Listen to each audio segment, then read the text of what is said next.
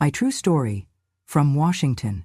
At dinner I looked at my granddaughter and asked, is the $1,800 0 cents I send you each month still enough?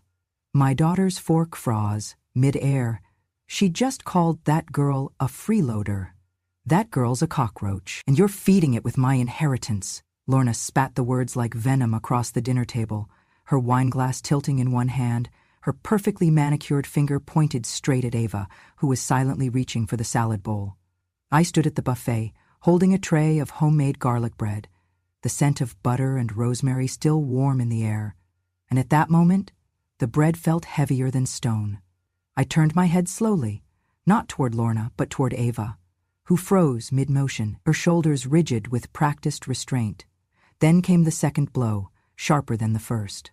$1,800 a month to live in my house? Lorna sneered, eyes still locked on Ava. Are you trying to rob me before you croak? The room fell silent. Even the grandfather clock in the corner seemed to hold its breath. My son, David, shifted in his seat. His fork, halfway to his mouth, hovered mid-air like the tension had wrapped itself around his wrist. He didn't say a word. I walked over to the table and placed the bread down gently, wiping my hands on the towel tucked at my waist. Then, with every eye now turned toward me, I looked at Ava and asked, in the calmest voice I could muster, Sweetheart, is the $1,800 0 cents I send you each month still covering your tuition and rent? Lorna's fork clattered onto her plate. David coughed and looked away. Ava blinked, once, then slowly nodded. Yes, Grandma, it is. I smiled at her. Good. Let me know if that changes. I can adjust. The room stayed frozen. Lorna's jaw clenched. You could practically hear her mind working, trying to reassemble whatever dominance she thought she held. I sat down at the head of the table, the place they usually avoided leaving for me unless there were guests. Tonight it had been a charity gesture, or so they thought. Now it was a throne. Ava quietly resumed her meal, her face unreadable but her hands slightly steadier. David finally muttered, You've been giving her money? I turned to him. Since she turned 18, tuition, books, housing, all of it. But we thought... He stopped himself. You never said anything. No, I said, I didn't. Lorna leaned back in her chair. Unbelievable, she muttered, then louder. So you've been throwing money at some dropout who can't even pay her own way? She's not a dropout, I said. She's on track to finish with honors this spring, double major, and she works part-time. With whose money? Lorna snapped. Yours, and when I die, I interrupted, my money will go exactly where I choose, and right now, I choose her. I didn't raise my voice. I didn't need to. The truth was weighty enough to land like a blow. Ava's eyes were glassy now, but she didn't let a tear fall. Not in front of them. Lorna stood from the table, pushing her chair back too hard. This is absurd. She's been milking you while living like a queen in some tiny apartment while we cook, clean, and put up with your needs? I haven't asked you for anything, I said quietly. And this is still my house, Lorna. It was, she snapped. David reached for her arm. Lorna? No. She yanked it away. She's manipulating you. Always has. First the bookstore, now this, and this one, she gestured at Ava with disgust, has you wrapped around her finger. Ava finally spoke. Her voice didn't shake. I've never asked Grandma for anything she didn't offer. And I've never taken a dime without thanking her. She's feeding a cockroach, Lorna snarled, and when she's gone, don't expect a damned crumb left. I stood. I think dinner is over. Everyone stood too, out of habit. Lorna stormed out, slamming the sliding glass door on her way to the patio. David followed behind, shoulders hunched. Ava stood still, uncertain. I walked over and placed a hand on her back. You're not a cockroach, I said. You're the only one at this table who's ever looked me in the eye with honesty. She turned to me, then, and hugged me. Not for show, not for pity, just because it was finally safe to. This house used to be mine. I bought it 30 years ago with every dime Harold and I scraped together from our little bookstore, Harbor Reads. A place that smelled like old paper, cinnamon coffee, and second chances. We ran it side by side for 2 decades, tucked into the corner of a sleepy Washington town where regulars left dog-eared books at the counter like offerings. When Harold died, everything changed. Grief is funny. It doesn't knock, it seeps. It rearranges the furniture inside your mind until nothing feels like home, not even home itself. I sold the house shortly after the funeral. I told everyone it was too much space. The truth was, it was too much memory. I moved in with my son David and his wife Lorna. It was supposed to be temporary, 6 months, maybe a year, until I got back on my feet. But time has a way of trickling out, especially when you're old, quiet, and accommodating. The years passed, and I faded. I became the extra fork in the drawer, the shadow in the hallway, the silent audience to conversations I was no longer invited into. My bedroom was in the back corner of the house, the smallest room, the coldest one, furnished with things I didn't choose. They stopped asking what I wanted after the first year. By the second, I'd stopped answering. I cooked sometimes, cleaned often, picked up the mail, folded laundry, left notes reminding them when bills were due. But I wasn't family anymore, not really. I was tolerated. A well-mannered ghost with a pension and too many memories. Lorna made it clear in subtle and not-so-subtle ways that I had overstayed my welcome. She changed the Wi-Fi password without telling me. She stopped ordering my brand of tea. She used phrases like, "The kids need more space," and "We're not running a retirement wing." I never raised my voice, never demanded anything, but I watched, and I remembered. Ava. Ava was the only thing that made me stay. She was the daughter of my estranged youngest son, Michael, a boy with too much charm and not enough restraint. Drugs took him from us long before death did. He'd call when he needed money, disappear for months, and reappear with tears that meant little and promises that meant less. I cut him off when Ava was 4. But not her. She was the one good thing he left behind. Her mother couldn't raise her, illness, instability, maybe both, so Ava ended up in foster care, and then, somehow, at age 15, she found me. Showed up at the bookstore one day, holding a crumpled library receipt with my name and phone number scribbled in red ink. "Are you Megan?" she asked. I nodded. "I think I'm your granddaughter." I took her in without hesitation. For 3 years she lived with me, in a small rental, helped me close the store each night, and read more books than any teenager I'd ever met. When she got her scholarship to university, she cried, not because she didn't want to leave, but because she didn't know if she could do it alone. So I made a promise. I would send her $1,800 0 cents a month. Quietly. No one would know. She would focus on school, I would handle the rest. It wasn't charity, it was justice. I moved in with David and Lorna shortly after Ava started school. I told them I was downsizing, told them I sold the store and wanted to simplify. They believed me. They didn't know I kept a separate account, didn't know I had investments, didn't know I was far from broke. Because if they did, especially Lorna, they would have found a way to take it. Lorna had a sharp tongue and sharper eyes. She smelled vulnerability like blood. I saw the way she looked at Ava when she thought no one was watching, like a stain on an otherwise clean carpet. That's why I never told her about the money. Why I never let on that Ava was more than some charity case I allowed at family dinners. Because I knew if I gave Lorna power over that truth, she'd use it as a weapon. So I fed Ava quietly, watched her grow, watched her rise, and on the night Lorna called her a cockroach, I realized something. I wasn't just alive, I was still dangerous, not with fists, not with fury, but with memory, and money and truth. And I had waited long enough. It happened on a Saturday. The kitchen was full of noise, wine glasses clinking, heels tapping on tile, the low hum of gossip and fake laughter floating above charcuterie boards. Lorna didn't even make herself. She'd invited her garden club friends over for what she called an intimate little mixer, but it had all the grace of a fundraising gala for people who needed nothing. Ava had just come back from the library. Her hair was wind-blown, backpack slung across one shoulder, and she carried the scent of late autumn in her sweater, damp leaves and cold metal. She smiled when she saw me chopping fruit at the counter. I smiled back. She didn't belong in that crowd, she knew it. But she still said hello, polite as always. Then Lorna's voice rose.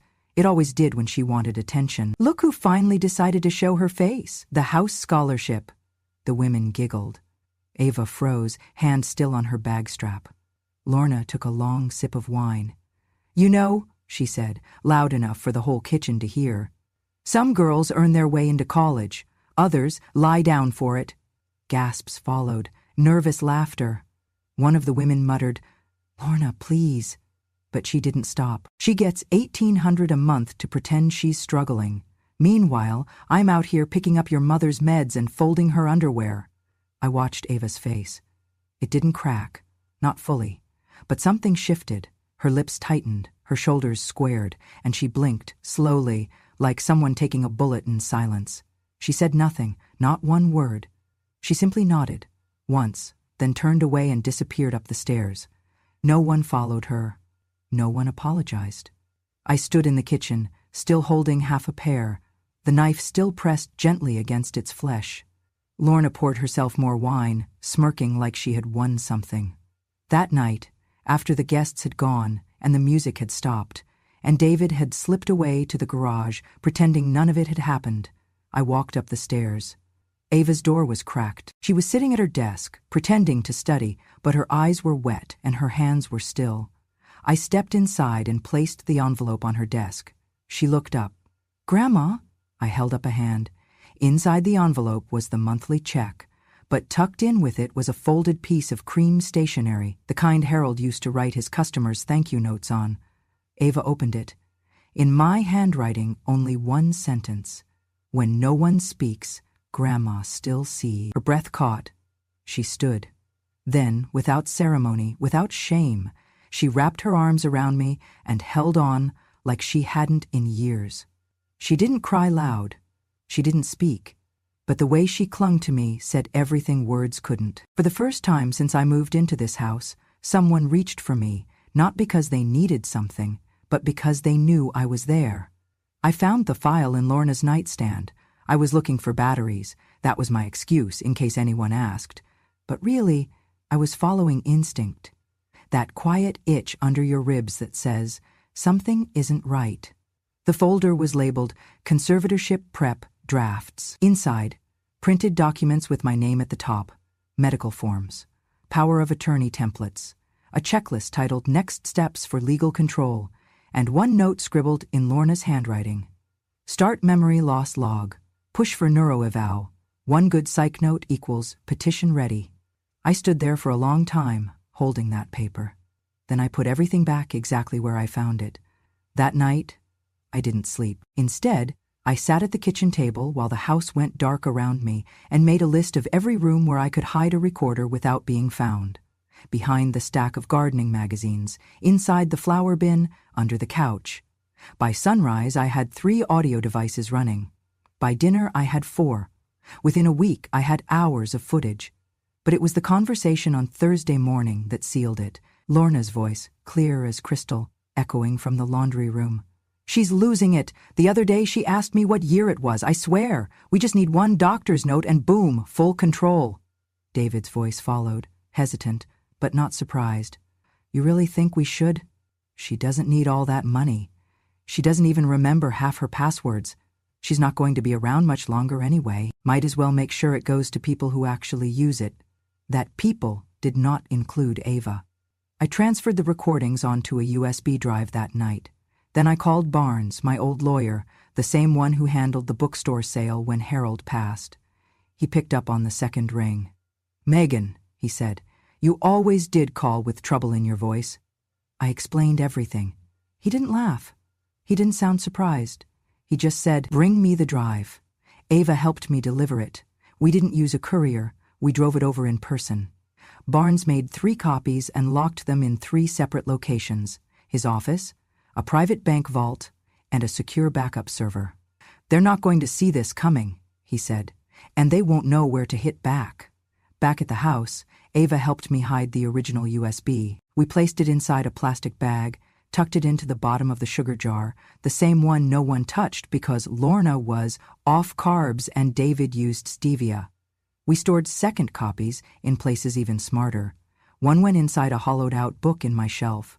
One went to Ava's best friend who worked in campus security, and one we mailed to my old friend Ruth at the assisted living center, labeled only, "Hold if needed."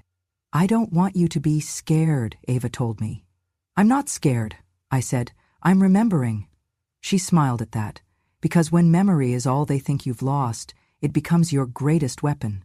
It started like a normal morning. David said he'd scheduled a doctor's visit. Just a checkup, he said, for blood pressure, memory, general stuff. I nodded, smiled even.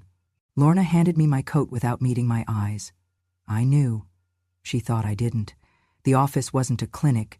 It was a private practice in a building that smelled like lemon disinfectant and lies. The receptionist called the doctor by his first name and he called Lolo. They thought they were being subtle. I played my part. I let my eyes wander during the intake. Asked what year it was, twice, called the pen in my hand a toothbrush.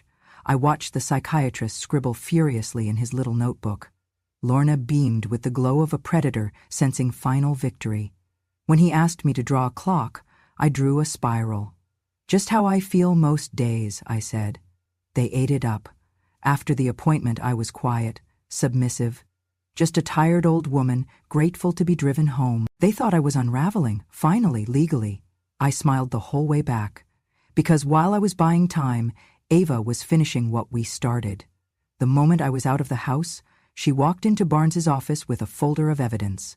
Inside, time-stamped recordings of Lorna's conversations about getting control, her own forged signatures, financial transfers she made under my name, and, most damning, her plan to declare me mentally unfit using a known associate. The packet also included a notarized will updated 2 months ago, property deeds showing I never gifted the house, but rather leased it under conditional occupancy, a sworn affidavit from a financial advisor detailing unusual activity from an account Lorna illegally accessed. While I was acting confused, Ava was giving the sheriff's office and county probate court enough proof to initiate a full investigation. That afternoon, Barnes triggered the contingency clause in the house lease agreement, the one that stated, if any party attempts to alter the mental health status of the lessor without medical merit, the agreement is nullified and the property reverts to sole control of the lessor. Which meant, they no longer lived in my house, they just did not know it yet. When I returned home, Lorna greeted me with false sweetness. Everything's going okay, Megan? I blinked. What's my name again? She grinned. 2 hours later, a sheriff's deputy knocked on the door, with a notice. Lorna read it 3 times before her voice cracked. Evicted? I just sat in my chair, sipped my tea and said, You should have checked the lease, dear. I may be old, but I do my homework. I called for a family meeting on a Sunday. David looked nervous. Lorna smirked, like she was walking into a comedy show where she was the headliner. Ava sat beside me, calm but alert, her hand resting lightly on the large envelope she'd brought with her. We met in the dining room. Same table where Lorna once called Ava a cockroach. Same place where my silence was taken for submission. Not today. Lorna leaned back in her chair. So, she said, swirling her wine, have we come to our senses, finally ready to hand things over, sign what needs signing, and rest easy? I didn't respond. I reached into my bag and pulled out a stack of papers, neatly clipped, tabbed, and printed on thick white stock. I slid them across the table. David reached first, but Lorna snatched them from his hands. What is this? She said. Transaction records, I answered, from my bank account. Dates, amounts, authorizations, all the withdrawals you made without my consent? She laughed, too loud. Are you seriously trying to accuse me of fraud, Megan? You're not well. You're confused. That was when Barnes stepped into the room. Good afternoon, he said. Ms. Lorna, Mr. David. Lorna's smile cracked. And who invited you? She hissed. I did, I said, and so did the sheriff's office. Right on cue, the deputy walked in, hat off, badge gleaming, clipboard in hand. Lorna stood. This is ridiculous. You can't just ambush people in their own— It's not your house, I interrupted. Calm, clear, it never was. Ava placed the USB on the table with a soft tap. I believe this holds your voice, she said to Lorna, planning to declare a woman mentally incompetent and describing exactly how you'd forge control of her estate. Lorna's face drained. Barnes opened a laptop and played the recording, Lorna's own voice echoing through the room. She's losing it. One psych note and we're in. Then we shift everything. House, pension, all of it. It's not like she'll even notice. David looked like he wanted to disappear into the wallpaper. I may be old, I said, folding my hands, but I'm not dead. and I'm definitely not deaf. Lorna's hands shook. She turned on David. You said she wouldn't fight back. You said she was fading. I never said that, he muttered. You stood by while I did everything. Still, he would not look at me. Lorna's voice broke into a high, raw screech. I did this for us. I reached into my pocket and pulled out the final item, a small brass key. I set it on the table between them. You have 48 hours to leave my house, I said. Your names have been removed from every document. The will, the trust, the deed, there's nothing left for you here. Lorna collapsed back into the chair, sobbing now, no longer in control. No one moved to comfort her. No one offered a hand. Because when a person builds their life on cruelty, the fall is theirs alone. I knew Lorna wouldn't go quietly. After being forced out of the house, with her accounts frozen, her reputation shattered, and her husband halfway into silence, she did what people like her always do, lash out. First came the email. Subject line, you think this is over? Message, you think you've won, old witch? Watch your back. I'm not done, not by a long shot. We forwarded it to the sheriff, of course. Barnes sent it to the district attorney, but Lorna had always been clever about crossing the line without leaving fingerprints. Until she wasn't. It was a rainy Thursday evening. Ava and I had just locked up the bookstore. Our little shop, Quiet Justice, had become a town favorite. We walked the familiar route home, umbrellas up, boots splashing through puddles, our breaths fogging in the chill. We were crossing Elm Street when the headlights came. Fast, too fast, no brake lights, no hesitation. Just a black SUV barreling toward us with the fury of someone who'd already decided they had nothing left to lose. I didn't think so. I grabbed Ava by the arm and pulled hard, both of us diving toward the sidewalk. The tires screeched, hydroplaned, and in a blink, the SUV slammed into a telephone pole, tipped onto its side, and crumpled against the asphalt. The horn screamed. So did Ava. I stood up, legs shaking, heart hammering like thunder in my ears. People ran toward us. Someone called 911. I walked, limped, to the overturned car, and there she was. Lorna. Her eyes were open, but she wasn't there. Blood on her temple, hands slack against the wheel, airbags deployed, a faint trail of smoke curling from the engine. The ambulance arrived within minutes. Ava clung to my coat, shivering. The doctors later told us she survived. Barely. Trauma to the skull, fractured spine, severe brain damage. The diagnosis was clinical, detached. She will never walk, talk, or recognize anyone again. A sentence more final than death. Ava didn't speak for the rest of the night. She just sat beside me in the living room, curled up in a blanket, her eyes distant. The next morning, David showed up at the hospital. He didn't ask how she was. He didn't ask what happened. He just stared at his wife, the shell of the woman he'd allowed to destroy so much, then turned to me. I don't deserve to call you Mom, he said. I let her poison everything. I said nothing. He looked down once more at Lorna, then back at me. His face was hollow. I'm leaving, he whispered. Don't try to find me. Don't leave a forwarding address. It's better that way. And then he was gone. Just like that. No goodbye to Ava. No apology worth keeping. Only silence, the kind that comes after a storm tears through a place and leaves nothing standing. But Ava and I were still standing, together. A year passed. The bookstore, Quiet Justice, blossomed into more than just a shop. It became a refuge, a place where silence was honored and stories found their voice. Locals came in for paperbacks and left with something heavier off their shoulders. Some cried over coffee. Others left notes tucked in the back covers of mystery novels, confessions, apologies, beginnings. We kept a wooden box on the front table, labeled, Say What No One Let You Say. Every Friday, Ava and I would open it. Some messages were a single sentence. He never said sorry. I wanted to leave, but I stayed. She wasn't lying. I just couldn't help her. We didn't respond. We didn't need to. The very act of writing was its own kind of justice. Ava ran the front. I managed the tea corner, and together, we rebuilt a world that had once tried to unmake us. She graduated with honors that spring. Barnes attended the ceremony, beaming like a proud uncle in a suit he clearly only wore for court and weddings.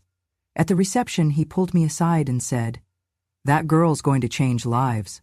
She already has, I replied, watching her laugh with classmates, a lemonade in one hand, a highlighter still peeking out of her coat pocket. Ava didn't go off to a big city firm. She didn't chase skyscrapers or corner offices. She stayed. She joined Barnes's practice as a junior associate, specializing in elder advocacy and guardianship fraud, the exact place she once feared her life would be taken. Her first case came 3 months in. A grandmother denied custody of her grandson because the child's father claimed she was too senile to care for him. Ava read the file 3 times, visited the woman twice, then walked into court and dismantled the lie like it was made of paper. The judge ruled in favor of the grandmother. "She's a firebrand," Barnes said after the hearing.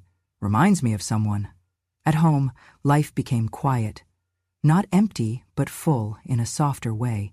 We took morning walks. Ava would point out the same trees, same cracks in the sidewalk, as if naming them made them new again. I made cinnamon scones every Sunday. She never told me when I forgot the sugar. She just smiled and asked for more butter. We watched old movies. She knitted crooked scarves. I started writing again, not a memoir, just memories on scraps of paper I folded into cookbooks. Stillness found us. But it never came with silence, and in that peace, we made space for others. I began hosting circles at the bookstore. Not therapy, not church, just chairs, tea, and women, most of them older, some younger, all of them carrying the weight of having been talked over for far too long. We talked about grief, about divorce, about being forgotten in houses they built. Some cried, some just sat. One woman brought her wedding ring every week and dropped it into her tea, as if steeping it in truth might finally dissolve the lie it came with. I told them, being quiet doesn't mean you're weak. It means you're watching, and remembering, and waiting for your turn to speak with purpose. And they did. For the first time, some of them did. One rainy afternoon, Ava came home with a small wooden box. She placed it gently on the table, her hands calm, her eyes steadier than I'd ever seen them. "It came from the hospital," she said, "from Lorna's legal rep." Inside was a single folded letter on thick paper. No call, no explanation, just a formality. Lorna had been transferred to a long-term care facility upstate. Her condition was irreversible. She no longer responded to speech, no longer recognized faces, no longer passed any tests of memory or awareness. They wanted to know if I had instructions. I folded the letter, slid it back inside the box. "She wanted to end us," I said softly. "Now she doesn't know who she is." We didn't speak of her again.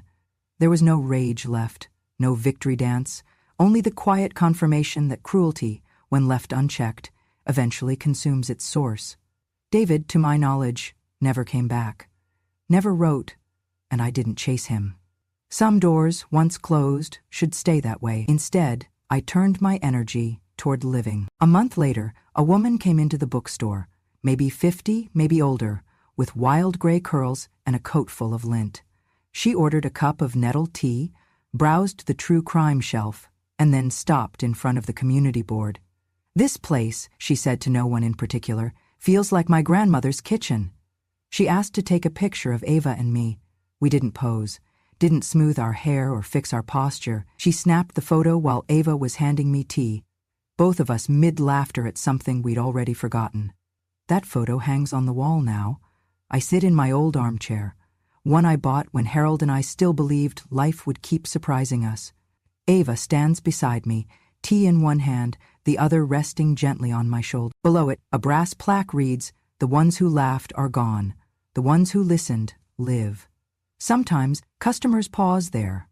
They stare. They ask us if we're the people in the picture. We smile and say yes. Some cry. Some nod and say thank you without explaining why. But the most moving moments are the ones where someone walks up, tucks a handwritten note into the edge of the frame, and walks away. No name, no need. Just a small echo of truth finally let out into the air. Ava read one once. It said, "My daughter doesn't call, but I saw the way you looked at yours." And it helped. That's what quiet justice became. Not just a place of peace, but a place where the unsaid became unburdened. Where people were heard, not with noise, but with presence. Ava is still fighting. She won her 10th case last week. this time helping a nurse get her father out of a corrupt conservatorship. She came home, dropped her bag on the floor, and just said, "He's free." Then we ate cake with our hands. That night, she tucked a blanket around me and said, "You know, everything I'm doing now, it started the moment you asked me if the money was enough." I looked at her. "It was never about the money," I said. "It was about someone finally asking." She kissed my forehead, and I knew, whatever time I had left, it was enough. I still knit, still bake, still forget where I put my glasses, but I remember the important things. And I listen, because in the end, the world won't remember who shouted loudest. It will remember who listened, and what we did with what we heard. The day Ava got married, I sat in the front row, not because of my age, but because she asked me to. "You're not just my guest of honor," she said. "You're the reason I'm standing here." It was a spring afternoon, warm with that kind of breeze that feels like someone pressing a cool hand to your cheek. The ceremony was held in the garden behind the bookstore, the same place where we used to sit for tea and discuss the price of muffins and the politics of mothers-in-law. Now the trellis was strung with white lights, the chairs were arranged in a circle, and Ava, my Ava, walked barefoot down the center in a pale blue dress that swayed like she was made of water. She had become a woman before my eyes, and not just a woman, a builder, a protector, a flame that could warm or scorch depending on what the world deserved. Her husband Noah was kind, steady, a public school teacher who wore glasses too big for his face and had once asked me, in a whisper, what kind of tea calms nerves before proposing. "I want to do it right," he said. "I want her to feel safe." "Then you already are," I told him. Their vows were simple, no theatrics, no performative poetry, just truths about struggle, healing, and how some people come into your life not to complete you, but to remind you that you were whole all along. "I don't need a perfect future," Ava said that day, "just a safe one, and someone who listens." I cried. Not the quiet tears I'd grown good at hiding, but real ones, the kind that feel like a release. Like final proof that everything I carried, everything I fought for, had landed in the right hands. That night, at the small reception inside Quiet Justice, they played our favorite jazz records. Barnes danced with the widow of a judge. Ruth, my old friend from the care home, brought cookies she called emotional support shortbread. We laughed until our cheeks hurt. Later, as the guests filtered out, Ava pulled me aside. "I want to show you something." She led me upstairs to the attic space above the shop, an area we'd never used much, just a few dusty boxes and some leftover shelves. But she'd transformed it. Fairy lights hung from the beams, a small reading nook sat beneath the window, and in the center, a single desk with 2 chairs, side by side. "I've been offered a partnership," she said. "Full partner with Barnes. But I told him I want to build something of my own, something here." I turned slowly, taking it all in. She'd painted the walls in soft blues and creams, framed some of our old community notes, and on the far shelf sat a glass case with a single item inside, the USB, the one that saved us. "I want this to be the office for the new foundation," she said, "to help people who were silenced, women, seniors, kids like I used to be. We're calling it the Listening Fund." I laughed, then wept. She sat beside me on the bench, resting her head on my shoulder. "I never said thank you," she whispered. "You don't have to," I said. But she looked at me, serious. "No, I do. Because when they laughed at me, when they tried to erase you, you chose to listen. And that's why I have this life now." For the first time in decades, I didn't feel like someone's afterthought. I felt like legacy. The next morning, she and Noah left for their honeymoon. Nothing fancy, just a road trip down the coast, stopping in every small-town bookstore they could find. Before she left, she handed me a sealed envelope. "Open it when you miss me," she said with a grin. Of course, I opened it the moment the car left the driveway. Inside was a photo, not from her wedding, but from a year prior. The one the customer took. Me in my favorite chair. Ava, handing me tea. Both of us laughing. But this copy had a new caption beneath it, handwritten in Ava's careful cursive. "Because you listened, I lived. Now I listen so others can live too." It hangs now beside the original brass plaque. The shop is quieter these days, but never empty. New people come in, and somehow they know. They always know. They ask about the girl in the photo. I tell them she's my granddaughter. She's off changing the world, I say. But this is where it started. And when they ask what quiet justice means, I smile and answer. It means we remember. It means we wait. And when the time comes, we speak, not to be loud, but to be heard. Thank you for staying with me through the end of this story. They called her a cockroach. They tried to erase me, slowly, silently, like dust swept into the corners of a house they thought they owned. But they forgot something. I may have been quiet, but I was watching, and when the time came, I remembered everything. If you've ever been dismissed, underestimated, or silenced, know this. It's never too late to be heard. Justice doesn't always come loudly. Sometimes it comes with a cup of tea and a signed eviction notice. If stories like this speak to your heart, I invite you to stay a while. There are more truths to be told. Subscribe to Grandma True Stories, where silence ends and wisdom begins.